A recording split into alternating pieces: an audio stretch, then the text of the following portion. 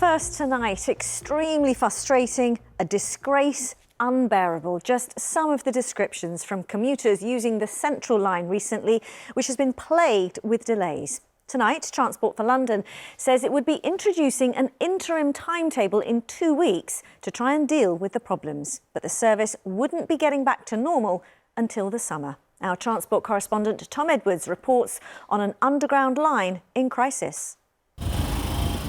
Welcome to the new Misery line. This was the Central line this morning. Here trains can at the moment run with 20-minute gaps. And those that do run are usually like this, rammed. These commuters have had weeks of disruption. On nearly every day since Christmas, there have been problems. It's just extremely frustrating. I've had to wait before 10 minutes for a tube, and then because I'm down the line in Woodford, I've not even been able to get on that tube, and then it's another 7 minutes to get on the next tube. So it's just become unbearable. It makes you anxious because it's this Russian roulette. Is it going to be 5 minutes for a train or 20 minutes for a train? You just don't know really. And I know to a lot of people would say 20 minutes between trains, that's good. If you've used the Central line in the rush hour, you know if there's 20 minutes between trains, you're probably not going to get on it. The problem is faulty motors. Here they're being repaired.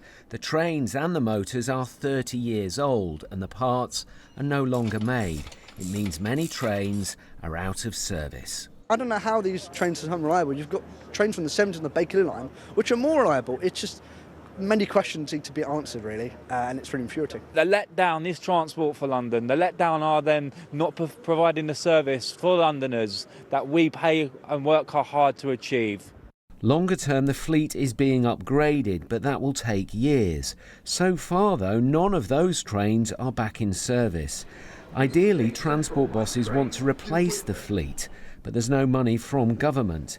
TfL says it will now introduce an interim timetable by the end of February.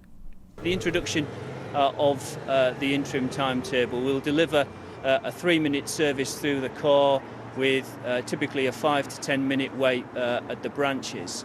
But in terms of a full recovery back to the full working timetable, I think certainly into the spring and early summer before we'll be back fully to normal.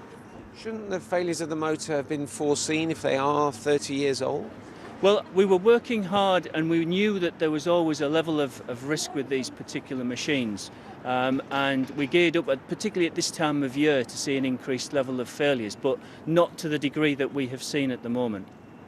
Old trains, a lack of investment, component failure and heavy use means the service won't get back to normal until at least the summer. Tom Edwards, BBC London. Well, let's cross now to our political editor, Tim Donovan. Evening, Tim. These problems happening just as we get close to a mayoral election.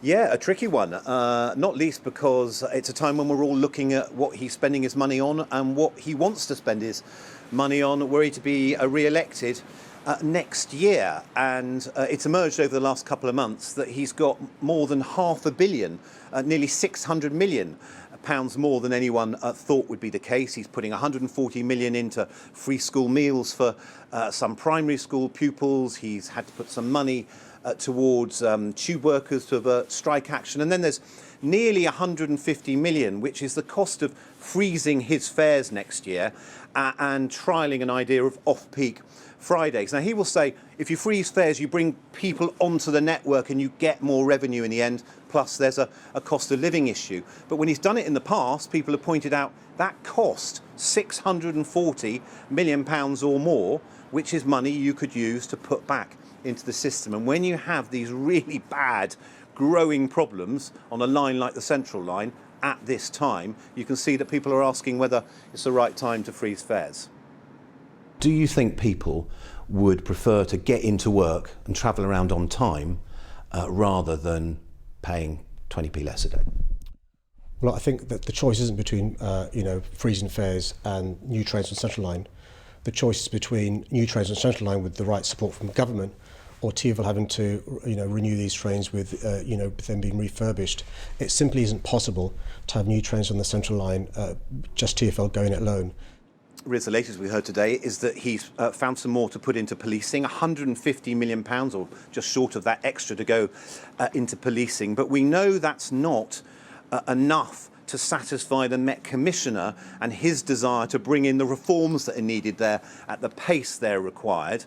The Mayor will say again it's up to government to step up, but the Tory mayoral challenger will say that the Mayor is not making policing the priority she would. There are so many issues in London that need dealing with properly, with common sense policies, as opposed to throwing money at things just before an election. That is totally unacceptable, and Londoners shouldn't put up with it. Now, it should be said that we haven't been able to see and scrutinise yet Susan Hall's own plans. We'll see those in the coming weeks, and then you voters out there are going to be able to make your choice. Indeed. Tim, thanks very much. Our political editor, Tim Donovan.